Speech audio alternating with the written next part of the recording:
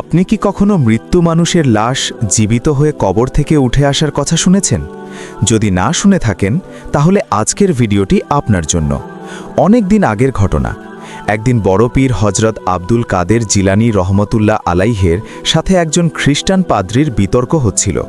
পাদ্রি তার ধর্মের শ্রেষ্ঠত্ব প্রমাণ করতে গিয়ে বললেন, আমাদের নবী হজরত ঈসা আলাইহে মৃত মানুষকে জিন্দা করতে পারতেন। তোমাদের নবীর কি এমন কোনো উম্মত আছে যে এই কাজ করতে পারে? বড় পীর রহমতুল্লাহ আলাইহে অত্যন্ত শান্তভাবে উত্তর দিলেন, আমি তো নবী নই, আমি তার একজন সাধারণ উম্মত ও খাদেম মাত্র, কিন্তু আমার আল্লাহ চাইলে আমার মাধ্যমেই এই কাজ ঘটিয়ে দিতে পারেন। পাদ্রি তখন চ্যালেঞ্জ ছুড়ে দিলেন। বড় পীর তাকে সাথে নিয়ে একটি পুরনো কবরস্থানে গেলেন। সেখানে একটি অত্যন্ত পুরনো এবং জীর্ণ কবর দেখিয়ে পাদ্রি বললেন, যদি আপনি এই কবরের মৃত ব্যক্তিকে জীবিত করতে পারেন তবেই আমি আপনার কথা বিশ্বাস করব।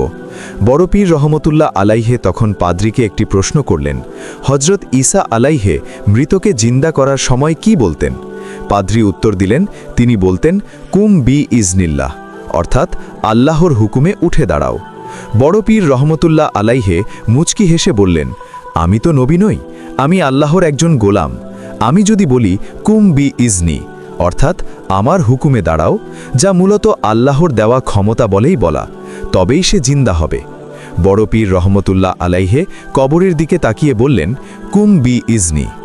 ঐতিহাসিক বর্ণনা অনুযায়ী সাথে সাথে কবর ফেটে একজন মানুষ জিন্দা হয়ে উঠে দাঁড়ালেন।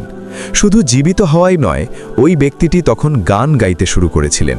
বর্ণিত আছে যে ওই ব্যক্তিটি জীবদ্দশায় একজন গায়ক ছিলেন।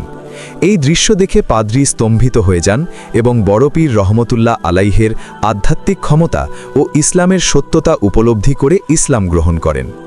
ইসলামী পণ্ডিতগণ এই ঘটনা থেকে কয়েকটি গুরুত্বপূর্ণ পয়েন্ট তুলে ধরেন। ক্ষমতা আল্লাহর। মৃতকে জিন্দা করার প্রকৃত ক্ষমতা আল্লাহর। অলি আউলিয়াগণ কেবল আল্লাহর পক্ষ থেকে প্রাপ্ত সম্মানের বহিঃপ্রকাশ হিসেবে এটি করতে পারেন। উম্মতের মাকাম।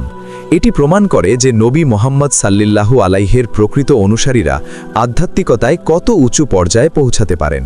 কারামত বনাম মোজেজা। নবীদের ক্ষেত্রে এমন ঘটনা মোজেজা এবং অলিদের ক্ষেত্রে এটি কারামত হিসেবে পরিচিত। বড় পীর সাহেবের এই ঘটনাটি সাধারণত রাউজাতুন নাজিন বা বাহাজাতুল আসরারের মতো বিখ্যাত জীবনী গ্রন্থগুলোতে পাওয়া যায়। এতক্ষণ আমি আব্বাস জালালি ছিলাম আপনাদের সাথে। ভিডিওটি ভালো লেগে থাকলে লাইক, কমেন্ট, শেয়ার করতে ভুলবেন না। ধন্যবাদ।